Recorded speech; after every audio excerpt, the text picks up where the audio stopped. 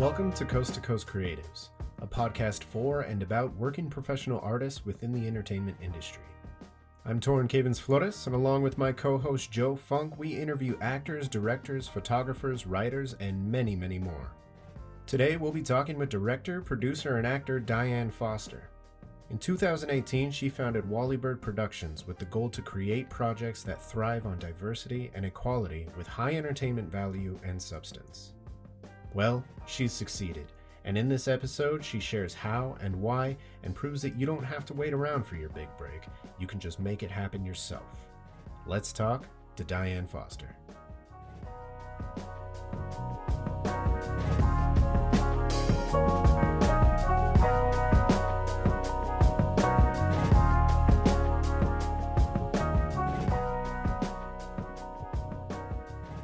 All right, today we are here with Diane Foster. She is a director, actor, producer, and founder of WallyBird Productions. Thank you. How are you doing today? I'm so great. I'm so happy to be here with you both. It feels awesome, and thank you so much for having me. Of course, we're blessed to have you here. We are different people from the last time that we spoke in person. Do you know the last time that we were in person was December of 2019? It was a few months before everything kind of fell apart and the world changed. It's wild. What happened? Yeah. We'll catch up. We'll catch up our listeners later. Yeah, no, it was. So personally, how has COVID changed your life, just personally and as a artist? Man, I'll tell you what. It has been an interesting time. I think in the beginning, it was very scary. Of course, for all of us, not really knowing what we were going to get into, what was going to happen. I think for me personally, I really found my way during COVID. I had a lot of personal stuff happen that was really intense, and it was a time of tremendous growth. And professionally, I really had to pivot in terms of what we were doing on the ground, filming, and figuring out how to do that in a new world, in a world we didn't even know how we were going to do that yet in.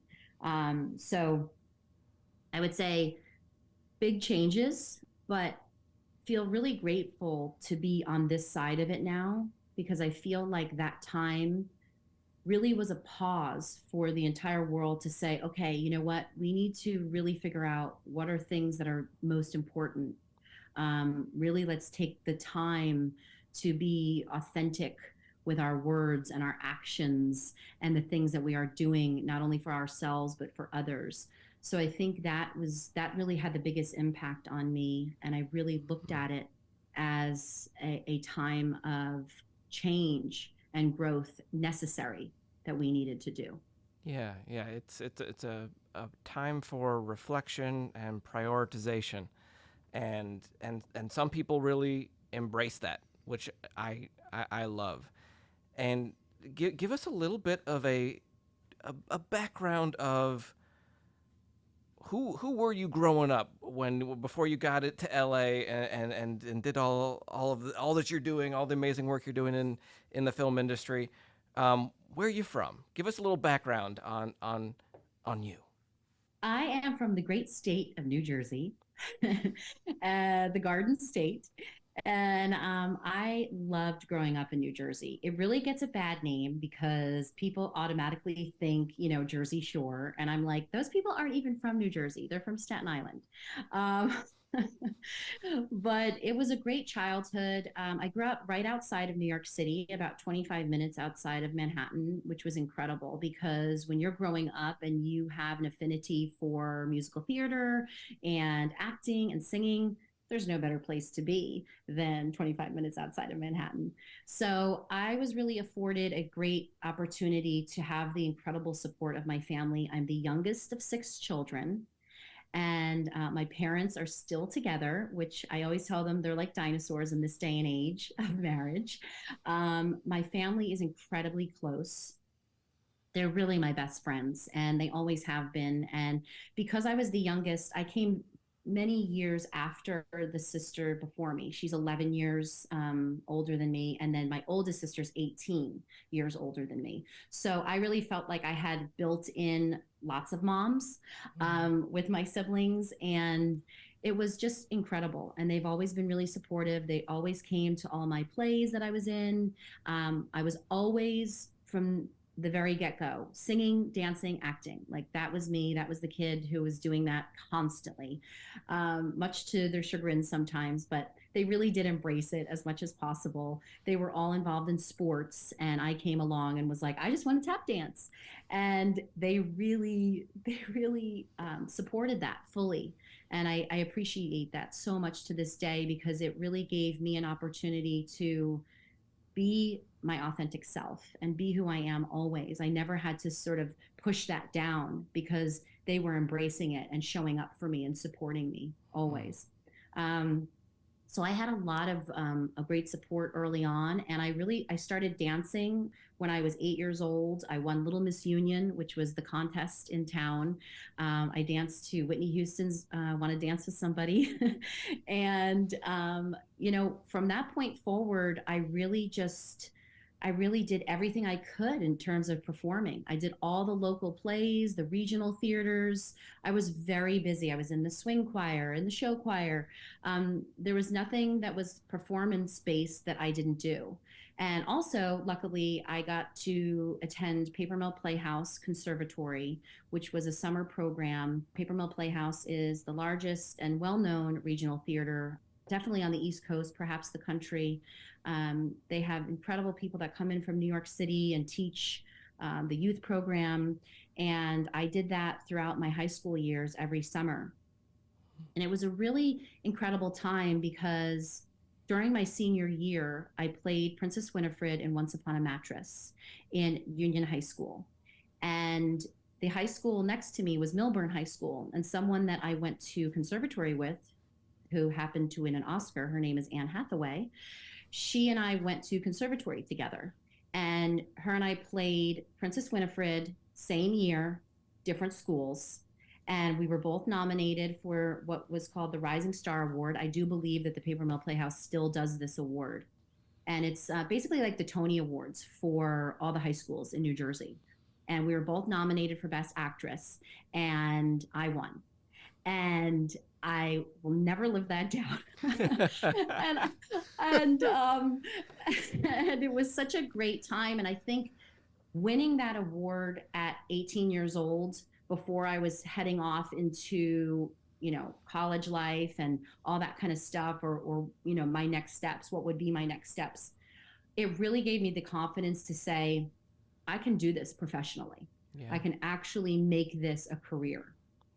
And it was a wonderful thing that I got to participate in. And it was a really incredible childhood. I feel really lucky that I had so many opportunities, and that I grew up where I did grow up, because it really did afford me a lot of wonderful things I don't think that I would have been able to do if I had lived somewhere else. Yeah, so it was awesome. And there is such an amazing theater community in New York, obviously. Why did you decide to move across country to the West Coast and say, I'm going to maybe step away for some of the theater work, I'm going to go towards film and TV land? What was the inspiration that brought you out West? So very early on, I was a dancer first. That was really my first thing. And then I started getting into acting and singing throughout my adolescence. And I just had always performed so much in theater. And it was always the idea that I wanted to come to Los Angeles for film. I watched movies growing up. My favorite was Gene Kelly. Watching him in movie musicals was like, I want to do that. That's what I want to do. And, my parents are a little bit older. So my dad would have on, Katharine Hepburn on the TV, or John Wayne. And I just remember watching those actors and feeling so inspired that they moved me in such a way that I felt that's the kind of feeling I want people to have about me and my work. And I knew that very, very young. And it was just always going to be the place that I knew that I would end up. When I was around 12 years old, my family, we came to California for a visit.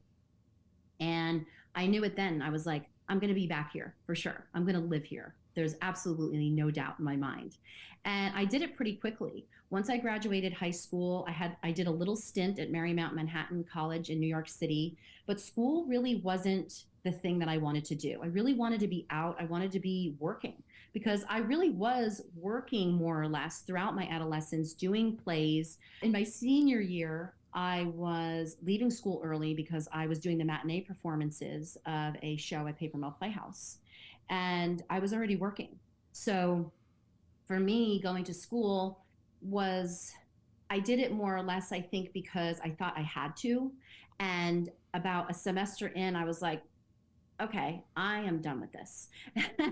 And I was like, I really just want to be working. I want to be out there auditioning, and I want to be doing that. So at that time, it was really scary, but I said, this is what I want to do. Again, I'm sure that was really hard for my parents, but they supported me. And I said, you know, I didn't know a single solitary person in Los Angeles. And I said, I'm just going to go, and I'm going to do it. And I had done a workshop here in Los Angeles that I flew into about, I would say, a year before I actually moved here. I was like, you know, 19, 20 years old. And I came, and it was an acting workshop for the weekend. I did it. I was like, this is where I want to be. I know I want to do this. And I think because I had so much theater under my belt and I had so much experience in New York City, that I felt like this was just where I needed to be, that there was something bigger than me and bigger than what I dreamed of. And it was here. Mm. So literally got in my car, drove 3 days with a friend at the time. Luckily, she was willing to come with me, and ended up here, and literally have never looked back. And I've been here 20 years now. Damn, which is pretty wild. That's amazing. Yeah, that's awesome. I was going to ask how long it's been for you. 20 years. Congratulations. Yeah. Thank you. I'm sorry. It's 21 years this year, so I'm finally legal. Yeah. and you're still in love with it. You love LA. You don't have any dreams of doing anything else, going back home. You see, back in New Jersey, they're building that massive Netflix studio there. Now New Jersey's getting in on the film game. I'm so happy for them. And I think it's so great because it's such a great place, and they should film there without a doubt. But, you know, I love living here so much. I mean, obviously, you know, the weather's great, certainly. But for me, it's just, I think it's the rich history of film here. There's something about it that just inspires me. And I really do miss New York. I really, really do. And I think that if I had my druthers, the ideal situation would be that I could be in both places, and that, you know, I could be bicoastal, certainly. And I know lots of people who are, you know, able to do that. And that is definitely a goal someday for sure. But I just feel so, you know, it was a chosen home. It wasn't the home that I grew up in. And I think that's the difference. And I really love it. And I feel like it's not going to just stop here. Everything that I'm trying to do and create and change within the industry, it is here right now. But I do want to do that in all parts of the world, and in other places, in other film areas, Atlanta, New York, Chicago. You know, I want to make a difference and inspire people and make change. Not just here, but all over.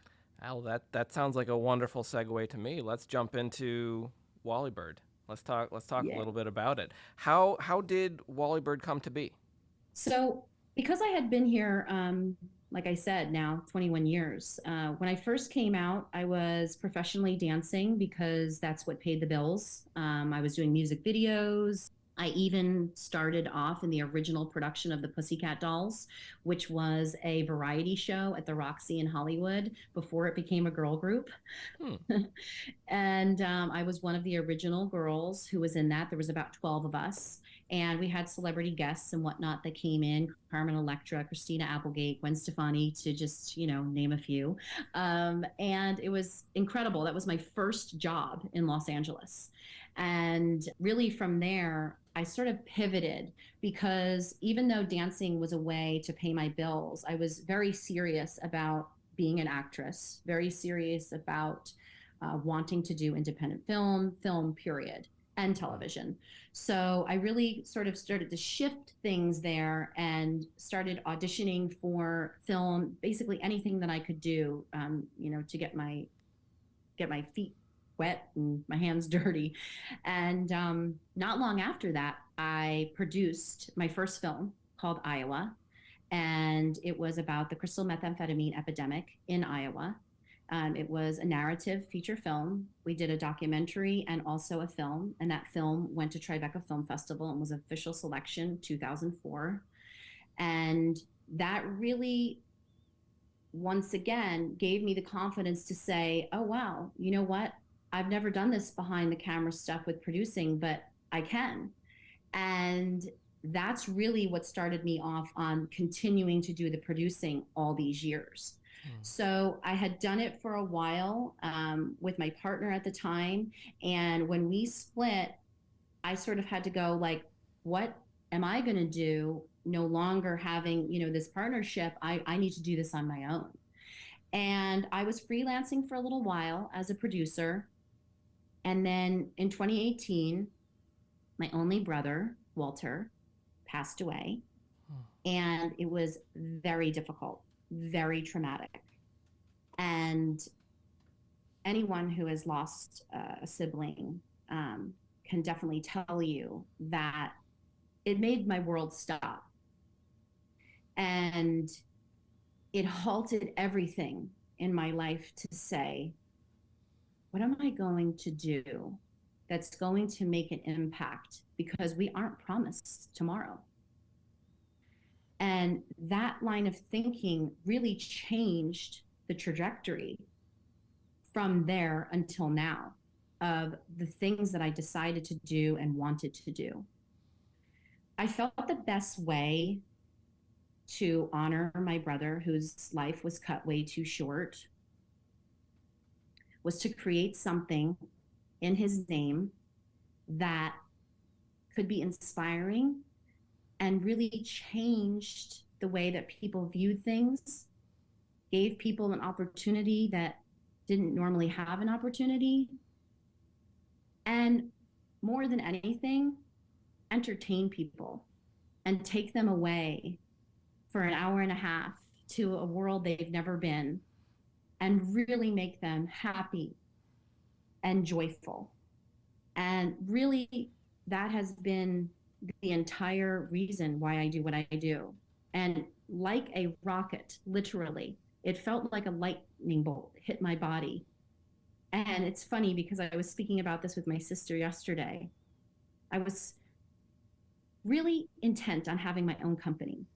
And I was coming up with all these different names. And I said, I'm always putting people together for productions. And I really want to have my own home that I can make a difference for people. And I can put people together that make sense being together, and that I can see the sets that we have, like the world we live in, that people look different and they are different. And I really want to do that. And I was coming up with all these names and I couldn't figure it out. And in an instant, I was staying at her house and I walked into the room and I said, I got it. I'm going to call it WallyBird Productions. And we both cried, because what some people don't know is that my beloved brother, who died way too young, we called him WallyBird. That was his nickname. And he played on softball teams. Everybody called him WallyBird. He would walk into a room, what's up, WallyBird? And he just was tall, really tall, like 6'4". And he had this giant smile. He was the life of every room he walked into. He could talk to anyone. And I just thought, that's it. And every bit of me felt that it was the perfect way to honor him. And I asked my parents, I said, would you be okay if I did this? And they said, they cried, of course, and they said, oh my gosh, yes, I think he would love it. Because my brother was not into musicals or movies or anything like that. He was a big sports guy, loved the Yankees, but I can tell you that every single performance I ever did on any stage, he came every single night to anything I ever did. Oh my God, I love that. And it was still to this day, he is cheering me on literally from the heavens. I can feel him everywhere that I go. And since I chose to do that and name it after him, we have just been on a roll. And I know it and believe in my heart and soul that it's because he really does have my back and he is moving heaven and earth to make things happen for me. So Wow, that's amazing. That is really, really beautiful. That's really touching. Yeah. I thank think you. I think like what I love about that is it seems like so much is becoming clear for you when you're less focused on how and you're more focused on why you want to do something. When you have that vision of this is what I want, this is what my brother would want, and you're putting that out into the world, all of these pieces seem to appear and fall into place for you. And I know it can be so hard in this career to just get focused on the how. Just get focused on like, okay, maybe it is just about networking. Maybe I need to get back to theater. Maybe I need to do this. Maybe I need to start a podcast. Who knows? There's a million ways that you can go about it. And I love that you have such a beautiful vision for your company, and I'm so happy for you in this journey. Thank you so much. That means so much to me, and I appreciate that. I think, anybody out there who has a dream of doing something, I think you're absolutely right. It has to be about the why. Why do you do it?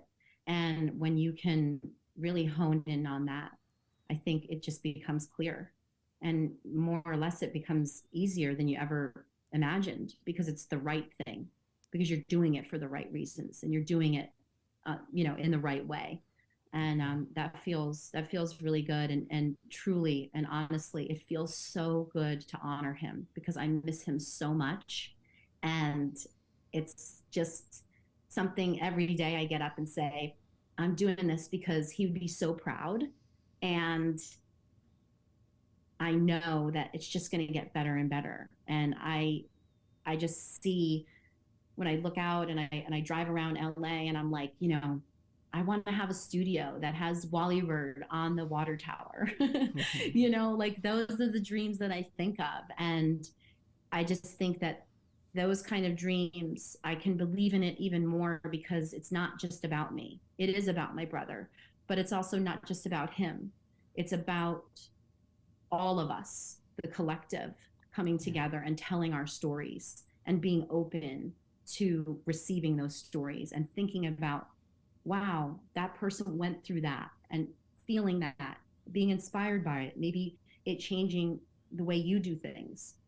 And I think that's what we're here for because we don't have a lot of time here, and I hope the time that we do have, we're making an impact and making a difference in people's lives.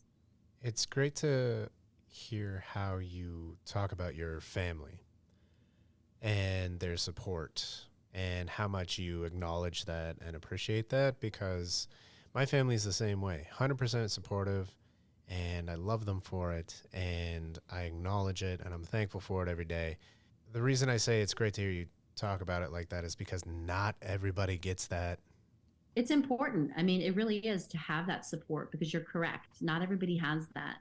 And, I think having spaces and places and people in your life that do support the things that you want to do, even if it is not your family, it's important to find, because some people, they come to Los Angeles and they find their family, and that's through the tribe that they've built through friendships and whatnot. And that's equally as important, having people beside you supporting your vision and really just being a cheerleader for you. It's important we all have that. Absolutely. Yeah. And you've had this incredible support and love your whole life, and I feel like you are in a beautiful way paying it forward. Your company is all about, you say, fostering equality and diversity within the projects that you create. Talk a little bit about this equality, diversity, why it's so important to your mission and what it means to you. I love that. That's such a great question. You know, I think the last several years have been really eye-opening. I think me as a person living in this world, I've really had to take a seat more or less and listen to others and listen to their experiences. And for many, many years, you know, I am a woman, and a lot of times I didn't see a lot of people on me, like me on set. You know, there weren't a lot of women working as a producer. And I was like, I'd really like some other ladies to be on this set with me. And equally so, I didn't see a lot of diversity. And where I grew up in New Jersey, I really was afforded an incredible, diverse group of people that I grew up around. New Jersey is sort of like a melting pot of a lot of different cultures. And I felt really lucky that early on in my life, I got to experience that, you know, really experience different cultures and talk to people and learn about their culture and how they do things with their family.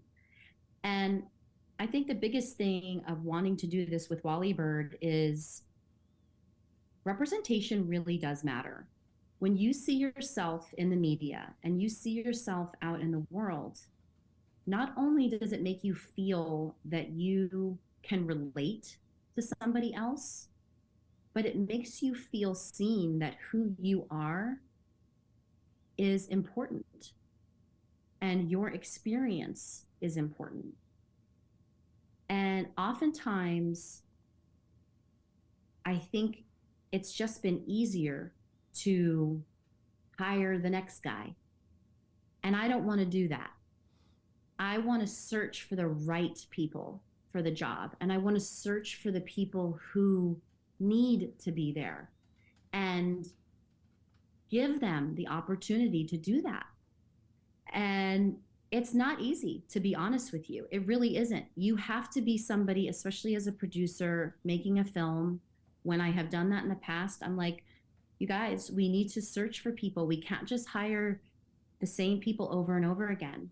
We need to get other people in here that have a different voice and a different experience walking around in the world, because my experience is different than your experience, and you know, and vice versa. And being open to that and really wanting to give people a chance, there's room for all of us. You know, there really truly is room for all of us. And the more that we open up ourselves to that idea, and that we stay open-hearted, and that we lead with that open-mindedness and really being conscious of that, I think it makes you a better person, and it makes the projects that you do better. Because this world is filled with people from all walks of life and all kinds of experiences and successes and tragedies. And being open to those and saying, I want to create projects that give those stories a voice, but also have people on set who maybe have walked in those shoes before, or maybe have never really been given a chance to be on set because of what they look like, or what their gender is, or, you know, whatever that may be. I have an opportunity to change that. And I think every time that I do, and I'm given that opportunity, I want to make sure that I'm doing it not in the easy way. I want to make sure that I'm doing it for the right way.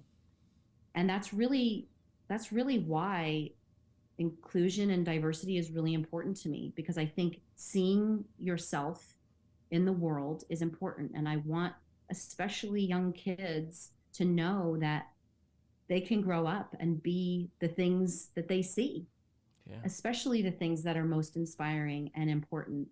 And yeah, we've been able to do that on every project in WallyBird, in front and behind the camera. I love that. That's really beautiful. You're talking about searching for the right people, the people that need to have their voices heard. Doing it the right way, not the easy way. I want to know from a producer standpoint, when you read a script, when a potential project comes across your table, what gets you really excited? What are you looking for? I really love lots of different genres. So for me, it's not a specific genre that gets me excited. It's more or less the way that I feel when I read something. And I get sent so many different scripts all the time. I'm constantly reading scripts, which is awesome. I appreciate that and I love it. And please keep sending me more. I think, again, because I'm so mission based and I'm so mission oriented in that I want to make sure that there is a little bit of something for everybody.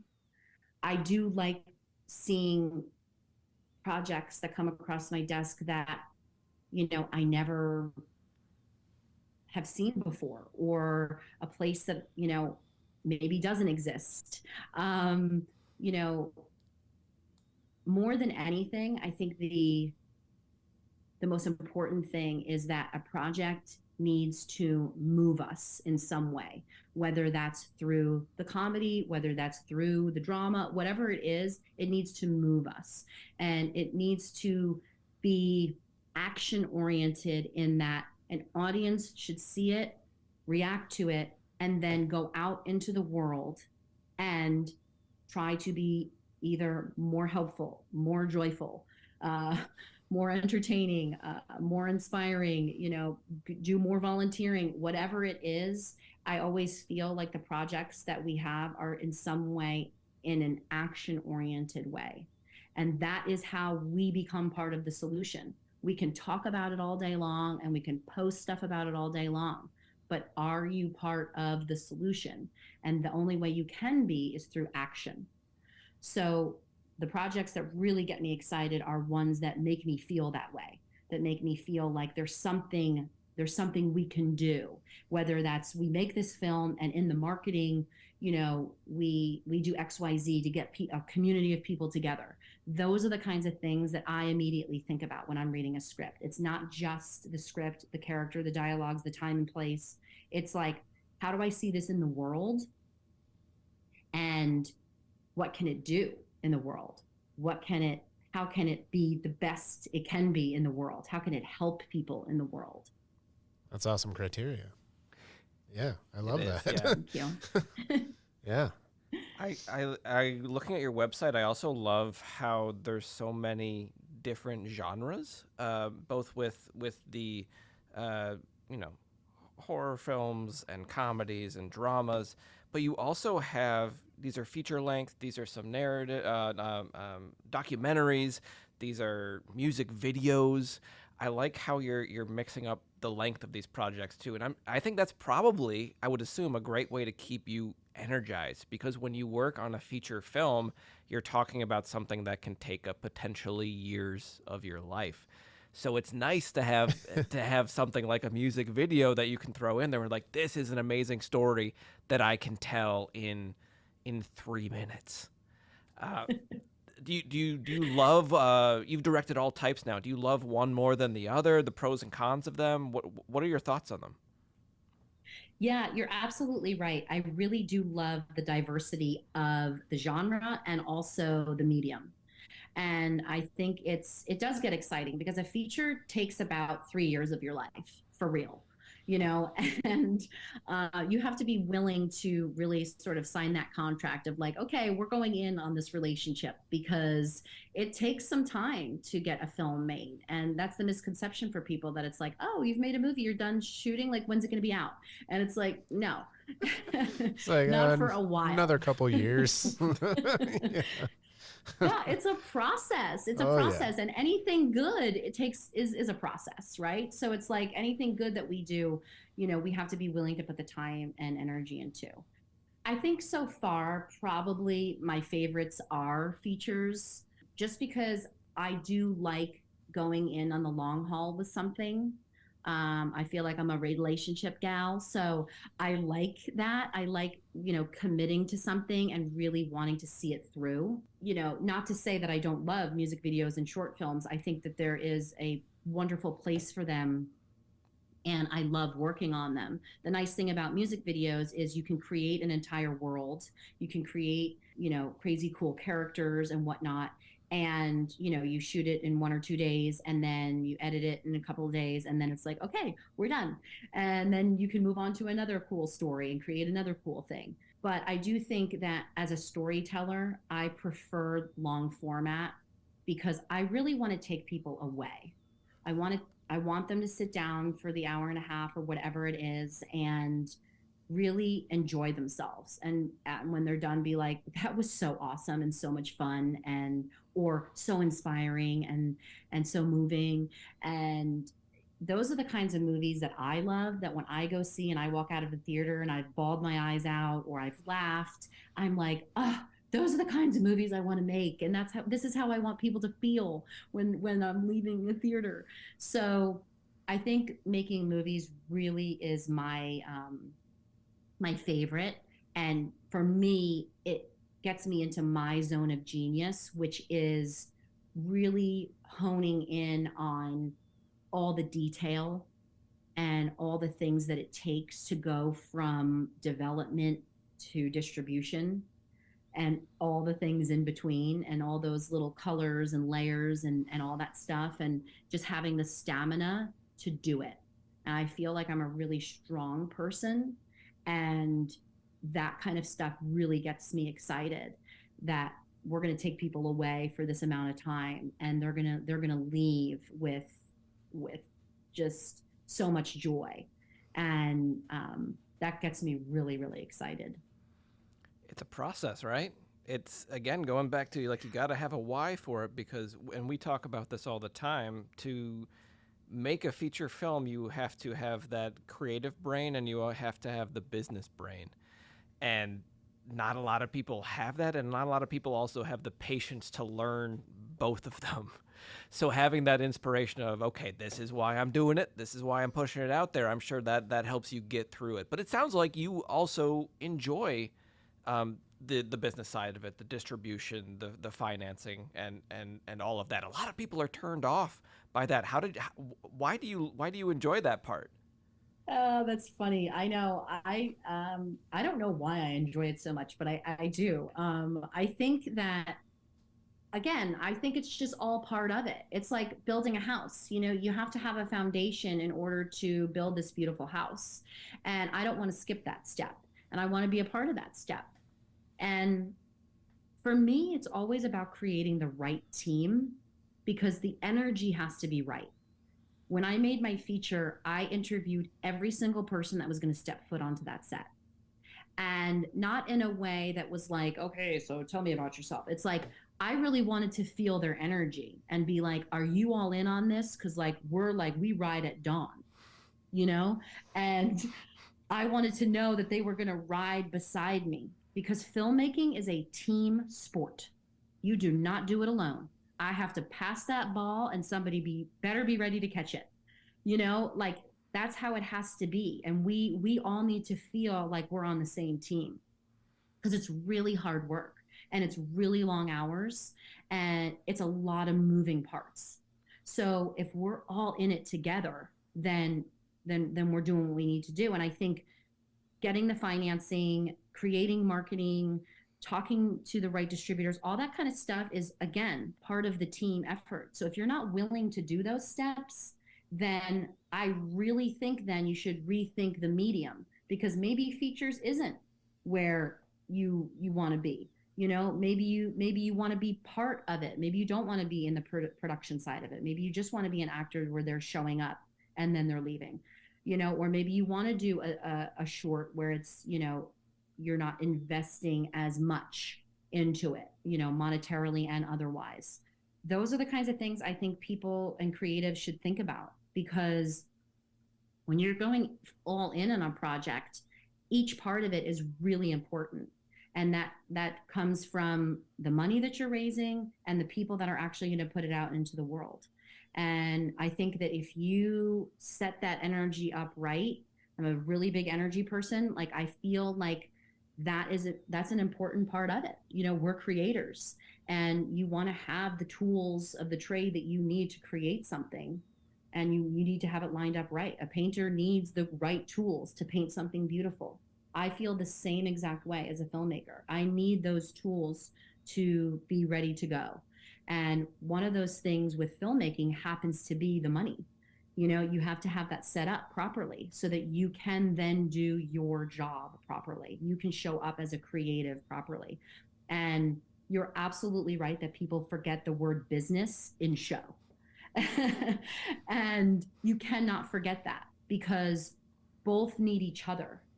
And if you forget the one is going to suffer. And recognizing that when you're creating something, it is not just for you. It is for actually the audience that is going to go see the things that you've made. And you have to consider them when you're making things. You really do. This is the first question I ask filmmakers when they send me a script. And if I take a meeting with them, I say, who's your audience? And sometimes they're like, I don't have any idea. And I'm like, cool, go figure it out. And then let's have a conversation, because you have to know who your audience is. That is the most important thing when making a film. Who is my audience? Because everything you do, every decision you make will be from that point of view. Yeah, everyone has to understand there's a big business side of this. Kevin Smith says this is the only art form where you can say, I have a vision. All I need is $30 million and Ben Affleck, and I can make it happen. No other art form do you have to go talk to someone with all the money and say, this is all I need. All I need is $30 million and a superstar. And then somebody with all the money will say, well, give me a superstar and then we'll talk. And yeah. Right, exactly. That was Kevin Smith said that? Yes, yeah. He's so great. He's also a Jersey. Yeah, right, I was going to say, another a Red Bank, right? Yes. Mm-hmm. So you're talking about this feature. How many features have you made now under the WallyBird title? 2? 1? So we have we have 2 done. Wow. That are completely finished, and then we have another one in development right now, and then we have another one that we are actually shooting a teaser for tomorrow. So we've got 2 more coming down the pipeline, which is really, really exciting, and then 2 that are finally going out into the world. So that's it's amazing. happening. That's awesome. Thank you. That's so cool. Thank you. Yeah. Thank you so much. And so you have a bunch of shorts, you got music videos, you got features. Which one are you currently working on? So, well, you're in post-production. That's a sorted question, because I have my hand in everything. So we are we're in development on a movie musical. Oh. Finally getting to make my movie musical, wow. Which is really, really exciting. Yes, I'm literally like a kid in a candy shop about this because it's my dream. I told you earlier that Gene Kelly is like my favorite of all time. So I've always wanted to make a movie musical, and not like the movie musicals that they've done over the last couple of years, like a true movie musical. And I'm really excited about that. So that's in development right now. The script is being adapted to the screenplay version. So that's, when I say in development, that's what we're working on there. And then I have a film called My Home Unknown that was our first feature film that we ever produced. It is from the writer-director star Yaz Canley, and I produced it through WallyBird. And then I also have the feature film debut of me that I directed called Easter Bloody Easter, and that currently is in the ropes of distribution right now. We signed on with our sales agency, and they are currently at the Cannes Film Market right now with our film.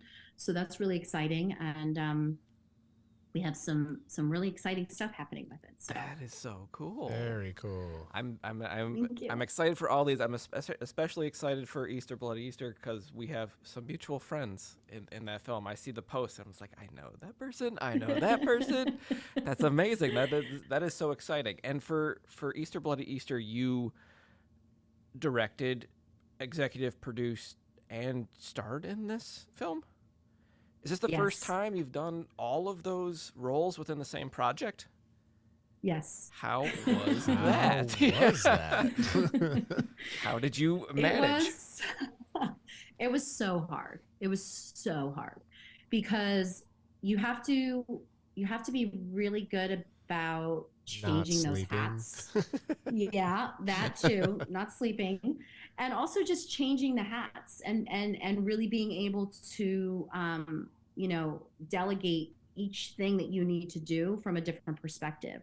I think because I've done producing for so many years and acting as well, that actually came like very easily to me.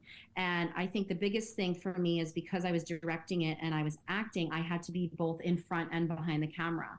So really the team that I had and that I created around me was super important because I had to trust that everything that we went through in pre-production, that when we got to that day on set, that I could say, can we move on, without having to look at playback every single time. Because on an independent film, we don't have the luxury of being able to look through every single time I have a take. We don't. So I needed to be really prepared going into it, which I was, and that the team surrounding me was totally understanding of my vision and of what we needed to do as a team to actually pull this off and make it happen. And I mean, we had some days like 60 people on set because we had some large, Easter Palooza parties that are happening. So we needed to fill that with bodies of people, before they got ravaged by demon bunnies. So it was, it was really intense. And, we have musical numbers in there in the film, which is really interesting for horror comedy. It's not something that you normally always see, but I really wanted to bring that element into it. And also the writer Allison, she has a very musical background as well. So we really, got together and we're like, we have to have these certain musical moments in the film. And it really just, it really came together beautifully, but it was incredibly difficult. And I think, now moving forward, because we definitely plan on making more of those films. It was actually made with the idea that we would make a trilogy of those films. So we are currently working on, she's currently writing Easter Bloody Easter 2 right now, which is really exciting. And, I'm thinking about it already, like, okay, like I'm going to be prepared, like 3 years of my life and like directing, producing, acting, like, it's a lot. And you really have to go into it like going like, okay, I'm prepared for this. Yeah. Because it would be a complete disservice to my team and to the film if I'm not like all in. And I was like the first person there, the last person to leave every single day. And you know what? I loved it. It was like I would do it all again, over and over and over again. Good. So I don't know, call me a masochist or call me, whatever. I don't know, but I love it. And I just want to keep doing it. Yeah. So. Yeah, it sounds like you came into it with the right mindset. You were very disciplined. You were very prepared and focused. What blindsided you while you were creating this film? What were you like, I didn't think of that? This was a lot harder than I thought. Okay, I got to pivot now. What was a moment that you had where you had to readjust and refocus? Several times, actually. I think, a couple of things that sort of happened for us was we were like rolling along real smooth. And then we had 2 weeks down into production. We were filming for 4 weeks, and 2 weeks down already, we get through the last 2 weeks of production, and the original investor that I had just like completely like disappeared for those last 2 weeks of production. And goodness. I don't mean like I mean like with his wallet, So there was no money literally. And we had already filmed the last 2 weeks of production.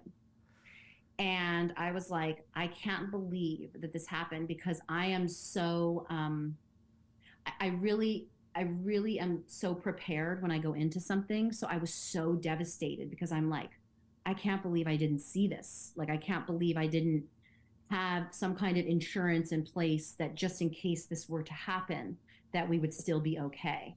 And I think I probably didn't, because of all the hats that I was wearing, and I just trusted, like, it's going to be okay. That will be there. He keeps saying it's going to happen. It's going to come, like, no big deal. And it didn't. And I really was like, oh my gosh, what am I going to do? Because 2 weeks of production, even on an independent film, is really expensive. And I had to figure out, where am I going to get that money? Because number one, everybody already worked.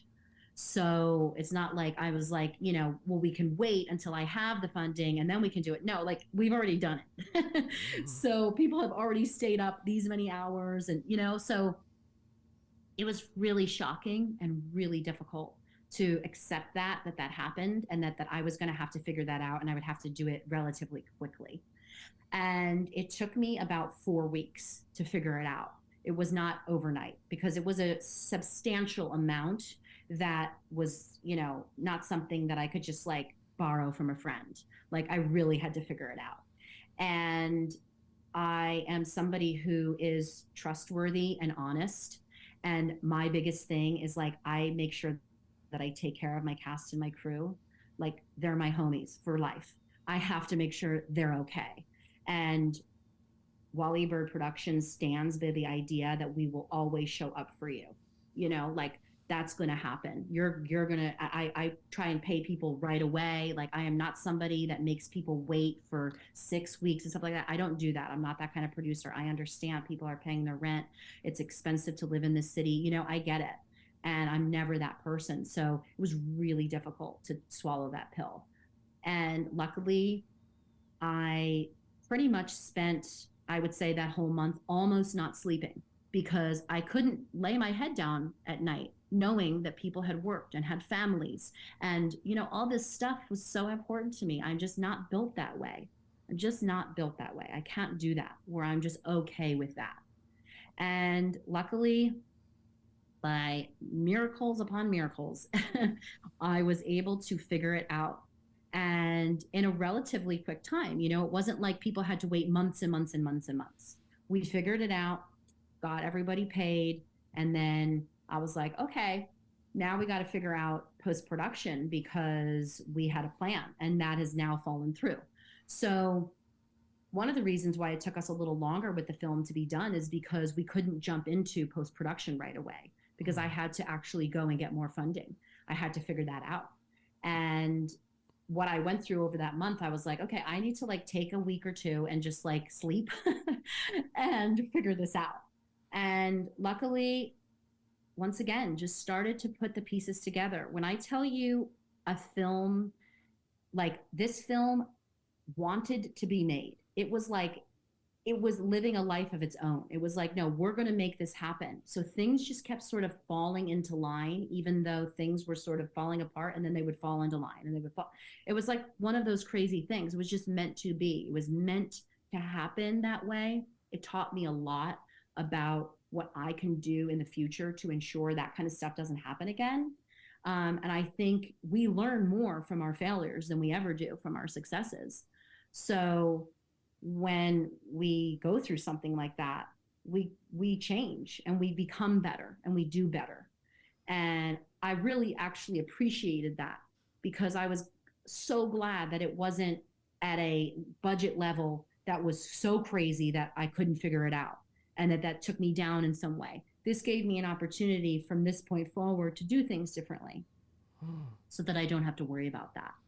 Good. So yeah, I would say that was definitely a big thing. And that's hard for independent filmmakers. Funding is one of the biggest things that holds us back from creating stuff a lot of times, because we're like, oh, we need the funding, and you got to get creative and try and figure out how to do it. And that's what we did. We really did. That's amazing. Yeah, good for you. I mean, I know so many productions would have just died in the water. You know, they would have gotten so much done, and then, well, it's not being made. We got all of it in the can, but you'll never see it. So yeah, good for you. I'm happy for you. That's awesome. I'm glad you made it happen. Thank you so much. Yeah, that is a success story. Yeah. Thank you so much. Yeah, it's definitely a warning for filmmakers out there. Make sure that you have that stuff lined up, that it's literally in an account you can see. Don't take anybody's word for it, even if they are your grandma. Like, you have to, you know what I mean? Like, you can't rely. It wasn't my grandma. Exactly. My grandma, grandma might have a bad day, but you know, you just have to make sure that you're crossing your T's and you're dotting your I's. You really do, and don't just trust. Even if you worked with somebody before, make sure that, you know, you have things done right. And that's just good business. It really is. You can't just, you know, go on a whim, because it really is people's livelihoods that are at stake. And that's really important. It really is. I want people to leave a set after a long, hard day of work and take what they've earned that day and let them live. That's important to me. Yeah.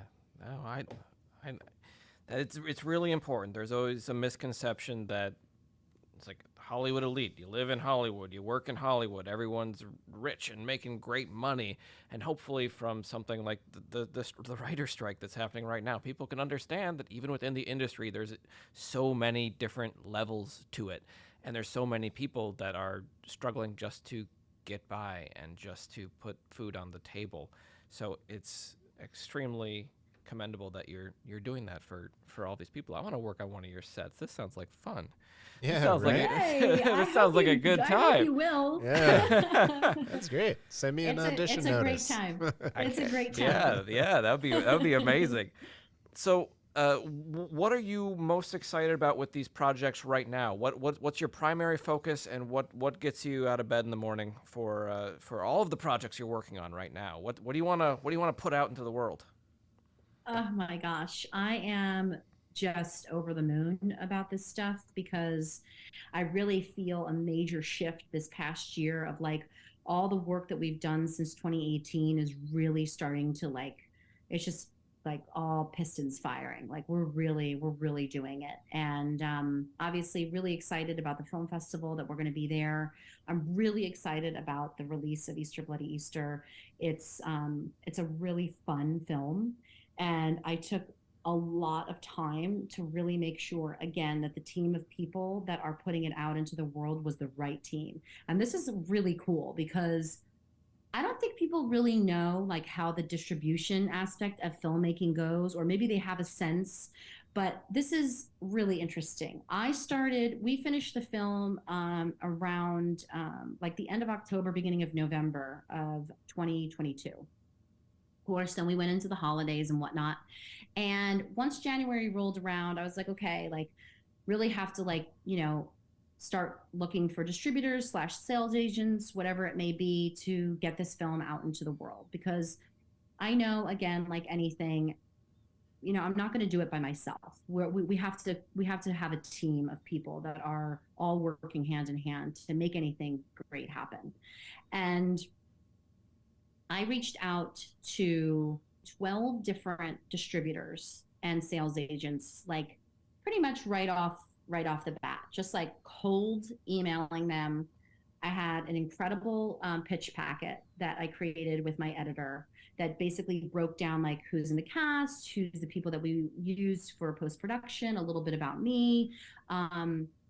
Big thing, why this movie, and had, like, a whole page about how this movie could sit in the marketplace, you know, why it's important for it to be there, you know, the comparables of the types of films that it could be like, all that kind of stuff. And then, of course, a little bit of a sales trailer that gave just a snippet of what the film actually is. And I'm really proud of this packet, because my editor, who's also happens to be my sister, is extremely talented. She's an incredible graphic designer, and we worked for a solid 2 weeks every single day, just really getting it in and making sure that it was, like, perfect. And reached out to all of these distributors, and literally, this is crazy, every single one of them came back to me and said, we want to represent the film. we want to put the film out.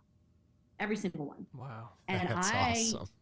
Yeah. And I was like, I didn't really know what to expect. I mean, I know what we made in terms of like, I've been saying it from the beginning, like we're in our own lane. We know who our audience is. We know that there is nothing else like this in the marketplace, which is why people are so excited about it. I knew all of that from the beginning, but I don't think that I knew the impact actually that we were going to have immediately with that kind of response. I was not expecting that. You know, you usually expect people to be like, no, no, no, no. And I was like, every time I came in, I was like, yes, oh, you know, and it was surprising. And it felt so good, especially that actor part of me that is turned down all the time. I was like, this feels great to be given the yes. And I was just so excited and constantly had meetings with these distributors slash sales agents and really like honing in on not only what their contract was asking, but also who they were and the kind of energy that they were going to put into the film and put out into the world. Because again, this isn't just what I've worked on. This is all the artisans that created this film with me, their time, their energy, their brilliance, their creativity. And I really want this to do well for everybody. And I was just so excited that people were finally seeing it. And literally all of them said, oh, yeah, like that we can sell this so easily. Like this is the marketplace wants this. Like the movie is so much fun. It's so funny. People tell me they laugh so much and that it brings so much joy. And they're like, there's just a perfect part for this in the marketplace. And I'm really excited that now I have the right company. And it was really hard decision. It really, really was because, you know, again, that's another thing that I had to decide for everybody is like, are these the right people? And I really had to get like quiet with myself of like, these are the right people and make sure that I'm making that right decision. And I'm so excited because they love the movie so much too. And I think it's important that the people that are selling your film love your film. Yeah. It's important. Oh, yeah. You know?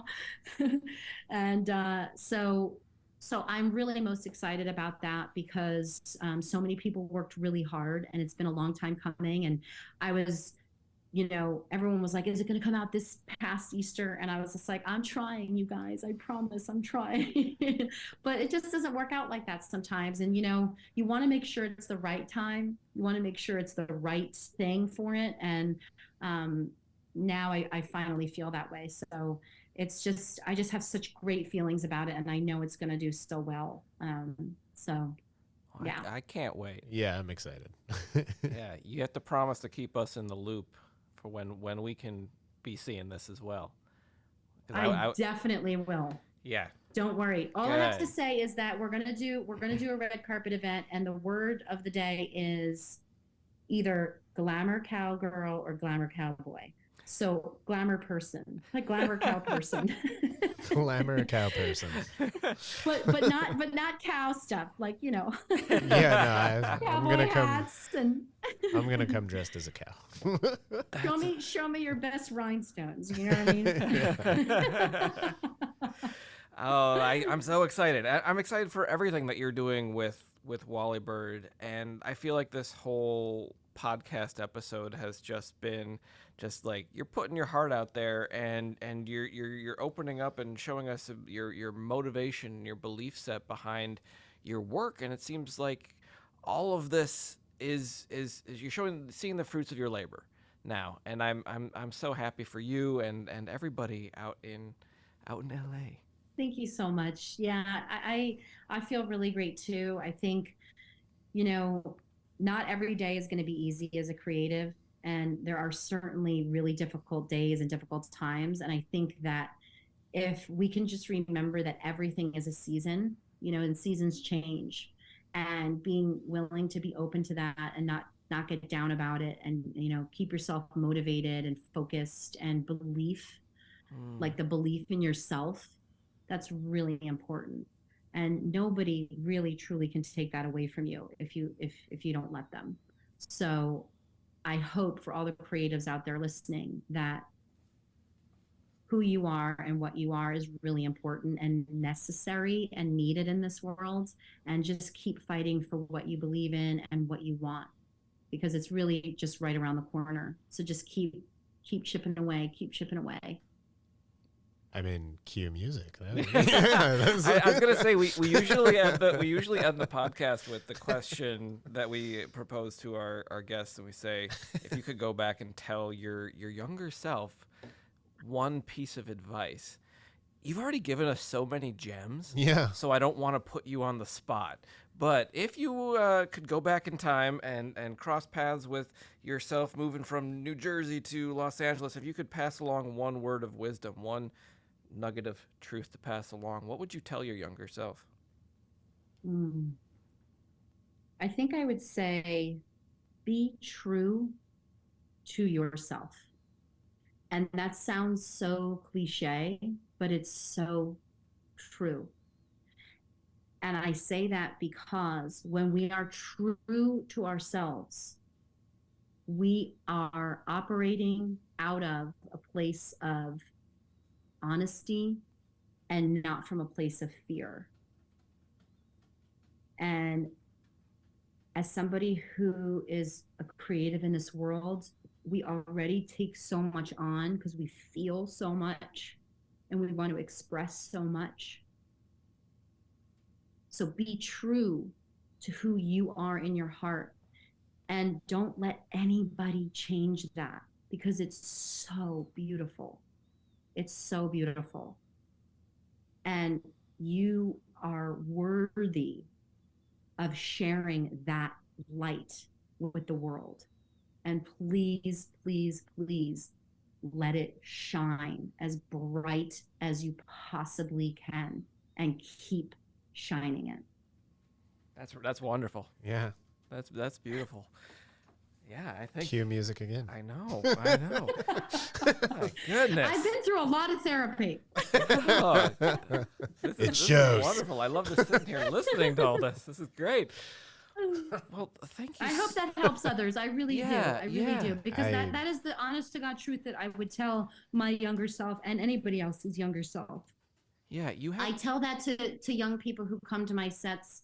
I have a group of young people who like to shadow me sometimes, and they're all great young kids. You know, they're all either in college or just graduating or whatever it is. And some of them, you know, just going into college or just graduating high school. And I can see a lot of times that they try to dumb themselves down or try to not take up space. And it's like, no, don't do that. Take up space. There's nothing wrong with who you are and taking up that space. Yeah. Yeah. Just by being who you are. There's nothing wrong with that. And it's beautiful. And let it out. Let it shine. Because we get so worried about what other people think, or we're told so much, don't do that, or you're too much, or whatever, you're not good enough, or whatever it is. And we have to stop listening to those voices, because it's really, it doesn't help. Listening to ourselves and really what is the truth for us really is important. And I really do. I tell them that all the time. And I hope that it helps others. And it's only from my own experience that I know that. And from my own failures that I know that. And from my own traumas that I know that. And that's where we learn from. So I appreciate those. You know what I mean? I really do. I appreciate those down times, because it has made me realize how important it is to just keep going, because the good time is just right around the corner. And I've learned and I'm better, you know? Yeah. And it's beautiful that you're passing along this information, because we live in a world where it's really convenient for a lot of people to pull up the ladder behind them as they're ascending and not look back and see the person below you and offer a hand to help them up. I see how you're doing this with the cast and crew that you're hiring, the writers that you bring on board. I think it's an amazing thing you're doing, and I can't wait to see all of these films. I'm really, really excited and happy for you. Thank you so much. It's such a pleasure being here with you guys and letting me share just my journey and all the things that I've learned. I think, I listen to so many different podcasts all the time, just from people's experiences, and you can learn so much from them. So thank you for giving me a space and an opportunity to share that for others. It really means a lot to me, and I'm so excited for both of you as well. And I hope that you'll come to the premiere and enjoy with us. Yeah, our cow costume, right? Yeah. Right. That's what a cow with a hat. Joe, do you want to be the front or the back? I want to be the front. Okay. All right. Yeah, well, definitely the front. That's fine. It's so funny because when I say the glamour cowboy, I'm like, well, but I have to be inclusive, and I'm like, then I say cow person. Cow person. And then that doesn't make sense. It sounds like a nuclear disaster. I guess I could say ranch hand or something. Okay. Whatever, ranch hand. Cowboy. We're gonna run with it, whatever you say. Yeah. We'll find something fun. And yes, you better believe we'll be there. Please keep us in the loop, and we'd love to come out and see you. It's crazy. It's been a few years. And thank you so much for being with us here and chatting with us today. Thank you so much, you guys. I appreciate it. And please tell everybody to go and follow me on social media. Oh, yes. And come say hello. Yeah, please. Where can people find more information about you, more information about WallyBird? Where's the best way to look up all of the amazing work you're doing?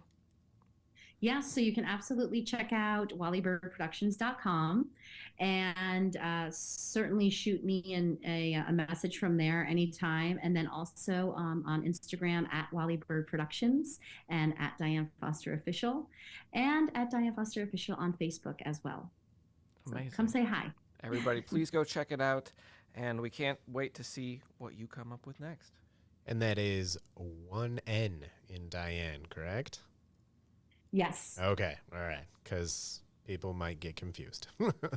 Yes. Yeah. Diane Foster Official. There you go. Everybody got Thank that? you. Okay, cool. Go give a follow. All right. Well, thank you so much, Diane. Thank you for being here. Thanks, guys.